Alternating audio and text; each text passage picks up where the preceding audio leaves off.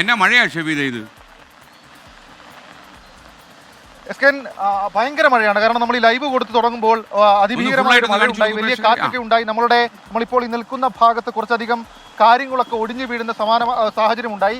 ആ ക്യാമറ ഒന്ന് പാൻ ചെയ്താൽ നമുക്ക് തിരുവനന്തപുരത്തെ ഒരു മഴയുടെ ഒരു സാഹചര്യത്തെക്കുറിച്ച് കാണാം എസ്കൻ. അതായത് കാര്യമായ മഴയുണ്ട്. അല്പസമയം മുൻപ് നമ്മൾ ഈ ലൈവ് തുടങ്ങുന്നതിന് മുൻപാണ് കാര്യമായ ഒരു കാറ്റും അതിശക്തമായ ഒരു കാറ്റൊക്കെ അടിച്ച് ആ രീതിയിൽ നമ്മളെ ചെറിയ ചില ഹോർഡിങ്സുകളൊക്കെ തറയിൽ വീഴുന്ന തരത്തിലേക്കുള്ള ഒരു കാറ്റുണ്ടാകുന്നുണ്ട്.